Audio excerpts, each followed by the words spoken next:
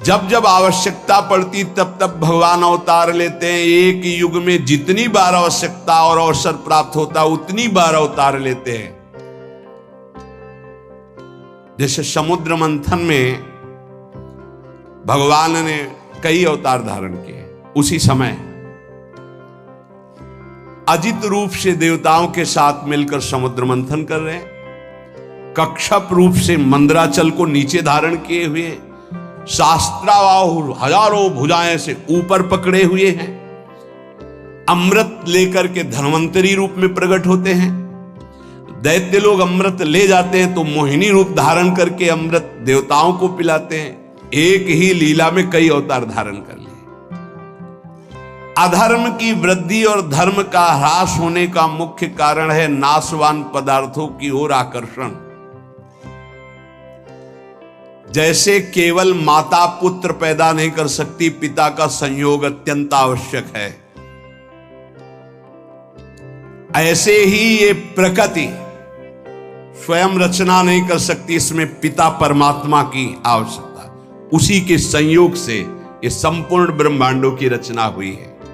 प्रकृति और परमात्मा यही असली माता पिता हैं सबकी सृष्टि के। ये जो शरीर देख रहे हैं, जितनी रचना देख रहे हैं, ये दो से बना हुआ है, परमात्मा तत्व और प्रकृति के द्वारा। हर जगह आपको दो मिलेंगे, कोई ऐसा कण नहीं जहां दोनों। सब जगह परमात्मा तत्व व्याप्त है। कोई जगह ऐसे, मुर्दे में भी व्याप्त है।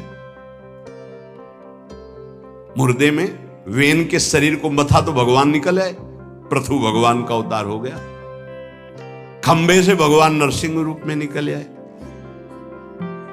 धन्ना जाट को भांग का सिलवट्टा दिया था, उससे भगवान प्रकट हो गए। कुत्ते से नामदेव, भूत से भगवान। कोई ऐसी जगह नहीं जो भगवान ना हो। और प्रकृति, ये जितना हमारे नेत्रों से दिखाई दे रहा, मन से सोचा जा रहा, सब प्रकृति के अंतर्गत है। गो गोचर जहां लगु मन जाई, सो सब माया जानो भाई, दो से ही बना हुआ है। बिना परमात्मा तत्व के प्रकृति कुछ नहीं कर सकती। जैसे हाइलोजन है, बिजली से ही चमकेगा, इसमें चाहिए बिजली, पावर चाहिए, बिजली गई अंधेरा छा जाएगा। ऐसे प्रकृति एक यंत्र है, करण है, पर इसका कारण परमात्मा है। जितना जड़ चैतन्य सुंदर दिखाई दे रहा है, इसकी सुंदरता में श्री कृष्ण ही विराजमान है। परमात्मा और प्रकृति दोनों से ये बना हुआ है। वो अविनाशी निर्लेप और ये विनाशी परिवर्तनशील। प्रकृति का जितनी रचना है वो क्षण क्षण नाश को प्राप्त होता रहता है, बदलता रहता है। वो एक रूप कभी नहीं रह सकता प्रकृति का। और परमात्मा कभी परिवर्तनशील नहीं होता, सदैव एक रूप रहता है। ऐसे ही भगवान का अंश जो, वो एक रूप अविनाशी चैतन्य घन। और ये शरीर सब परिवर्तनशील, ये पहले नहीं था, बाद में नहीं रहेगा, अब भी नहीं है, ये बदल रहा है एक एक क्षण। किंचन मात्र भी अपने स्वरूप में परिवर्तन नहीं, वो परमात्मा। जिसका परिवर्तन वो प्रकृति। किंचन मात्र एक रस नहीं रह सकती, परिवर्तन ही परिवर्तन। जब कोई अनित्य उत्पत्ति विनाशशील प्राकृत पदार्थों से सुख भोग की इच्छा करता है तो उससे पाप बनने लगते हैं, पतन होता है। और ऐसे जिनका हृदय पतन हो जाता है, वो भगवान और भगवान के वाक्यों को स्वीकार नहीं करते, पापात्मा पुरुष। जो पे दुष्ट हृदय सोई होई, मोरे सन्मुख आव कि सोई, पापवंत कर सहज स्वभाव, भजन मूर्ति भाव न काऊ। जहां अधर्माचरण बढ़ने लगा, पापाचरण बढ़ने लगा, कलह विद्रोह दोष व्यभिचार नाना प्रकार के बढ़ने लगे, तो फिर भगवान उसको रोकने के लिए, अगर किसी ऋषि मुनि के अंदर बैठकर काम चल जाता है तो भगवान ऐसा भी करते हैं। ऋषि मुनि के अंदर बैठकर काम चलने का मतलब, कोई भी ऋषि मुनि पाप को नष्ट करके उसको सौहार्द भाव, सत्य भाव में स्थित करता है, कभी वो पापी को नष्ट नहीं करता। ध्यान रखना, यह है काम चलना। अगर परिवर्तन हुआ तो हुआ, और नहीं हुआ तो अब वहां भगवान परिवर्तन करने के लिए नहीं आते। फिर परित्राणाय साधूनाम विनाशाय च दुष्कृताम, साधु दुष्कृति का विनाश करके उसके अंदर साधुता भरता है। जब तक भगवान की महिमा कृपा अंदर रही तो वो ऐसा विस्तार करता। जब भगवान देखते हैं अब यहां भी काम नहीं चलेगा, न मंत्र से न उपदेश से अब काम नहीं चलता हमारे साधु महात्माओं का, इनकी तपस्या बड़ी है, इनका रुद्र रूप बड़ा है, तो फिर भगवान स्वयं अवतरित होते हैं उनको साधुता देने के लिए नहीं, विनाशाय च दुष्कृताम, दुष्कृत करने वालों का विनाश करने के लिए प्रकट होते हैं। सतयुग, त्रेता युग, द्वापर युग, कलयुग, इन चारों युगों में देखा जाए तो धर्म का क्रमशः ह्रास होता चला जाता है। जब धर्म का संपूर्ण ह्रास होने लगता है किसी भी युग, भगवान अवतरित हो जाते हैं। तदात्मानम सृजाम्यहम, जब जब धर्म हानि और अधर्म वृद्धि को प्राप्त होता है तो भगवान अवतार धारण करते हैं। कई अवतारों के स्वरूप हैं कारक महापुरुषों के रूपों में, जीवन मुक्त महापुरुषों को भेज देते, जाओ संभालो।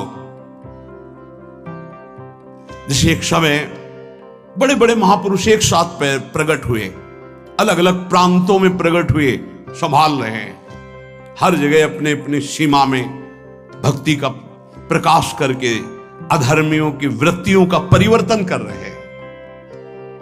जब ऐसा भी होता है कि कारक पुरुषों से काम नहीं चलेगा, भगवान फिर स्वयं अवतरित होते हैं। कभी कभी ऐसा भी होता है किसी संत महापुरुष की हृदय में प्रकाशित होकर के धर्म की स्थापना, अधर्म वृत्तियों का नाश करते हैं, व्यक्तियों का नहीं, अधर्म वृत्तियों का। कभी कारक पुरुषों के रूप में जब किसी से कार्य नहीं चलता, जैसे कंस का उपद्रव, जरासंध, भौमासुर, जब कृष्णावतार हो, कितने बड़े बड़े संबरासुर, बड़े बड़े, ये किसी मंत्र, औषधि, योग बल, तपस्या के द्वारा काबू में नहीं किए जा सकते थे। शिशुपाल, दंतवक, बड़े बड़े कृष्णावतार, रामावतार में भी। तब सब ऋषि मुनि देवता, भगवान ब्रह्मा पृथ्वी गौ का रूप धारण करके प्रभु को पुकारते हैं कि अब मेरे बस की बात नहीं रह गई। तब भगवान तदात्मानम सृजाम्यहम, प्राणी मात्र का परम मंगल करने के लिए, धर्म की स्थापना के लिए भगवान अपने को प्रकाशित करते हैं सर्वत्र। भय प्रकट कृपाला दीन दया, वो प्रकट होते हैं। परित्राणाय साधूनाम विनाशाय च दुष्कृताम धर्म संस्थापनार्थाय संभवामि युगे युगे। साधुओं की रक्षा, भक्तों की रक्षा करने के लिए, पाप कर्म करने वालों का, अधर्म आचरण करने वालों का विनाश करने के लिए और धर्म की भली भांति स्थापना करने के लिए मैं युग युग में प्रकट हुआ करता हूं।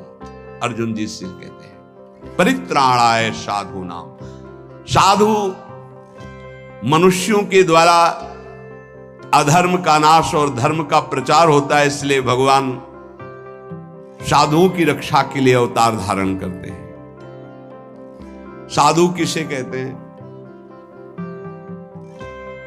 जो सदैव दूसरों का हित करने का स्वभाव रखता है, जो स्वयं बड़े से बड़े कष्ट को सहकर दूसरों का मंगल करता है, जो सदैव भगवान के नाम रूप गुण प्रभाव लीला में निरंतर डूबा रहता है और दूसरों को प्रेम पूर्वक नाम स्मरण, नाम कीर्तन, भगवत लीला आदि में लगाता है, ऐसे भगवान के भाव में डूबे हुए आश्रित जनों को साधु नाम पद कहा गया है।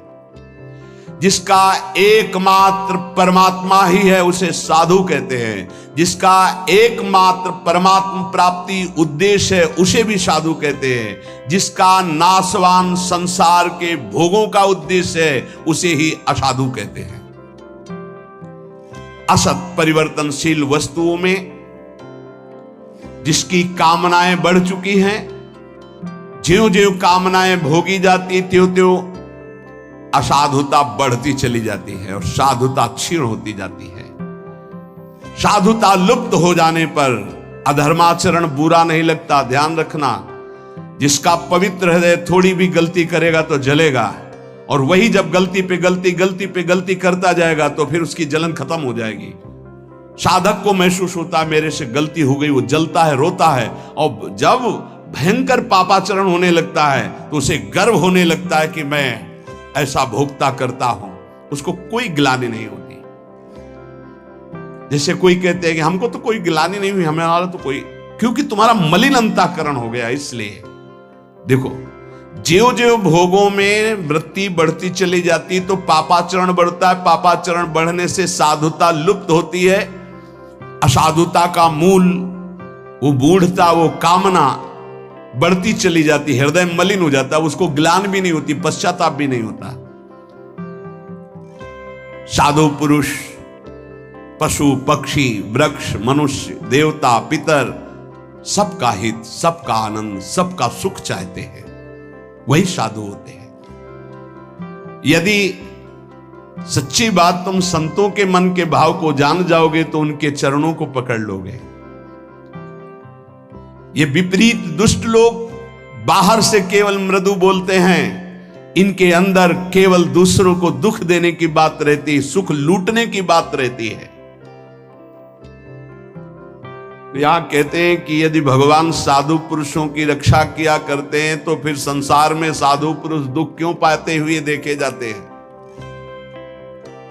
इसका समाधान है कि साधु वही है जो शरीर धन संपत्ति मान बड़ाई आदि की रक्षा नहीं चाहता, अपने भाव की धर्म की रक्षा चाहता, उसे साधु कहते हैं। और भगवान की भी दृष्टि में शरीर और मान बड़ाई धन संपत्ति की कोई महत्व नहीं, मायाकृत है। भक्ति भी नहीं चाहता और भगवान भी इसको जानते हैं, इसलिए भगवान उसके भाव को दृढ़ करते हैं, परिस्थिति को नहीं। ये कमजोर हृदय वाले परिस्थिति का सुधार चाहते हैं। भक्तों में सांसारिक पदार्थों का महत्व उद्देश्य पहले ही प्रारंभ में नष्ट हो गया था। शरीर का, भोगों का, सम्मान का, इनका प्रतिकूलता दुख परिस्थिति जैसे जैसे आती है भक्त में अखंड प्रसन्नता बढ़ती चली जाती है। सबको चाहिए कि धर्म के द्वारा अपने जीवन के कर्तव्यों का पालन करते हुए भगवान का स्मरण करें। इसी से परम सुख परम शांति की प्राप्ति होगी।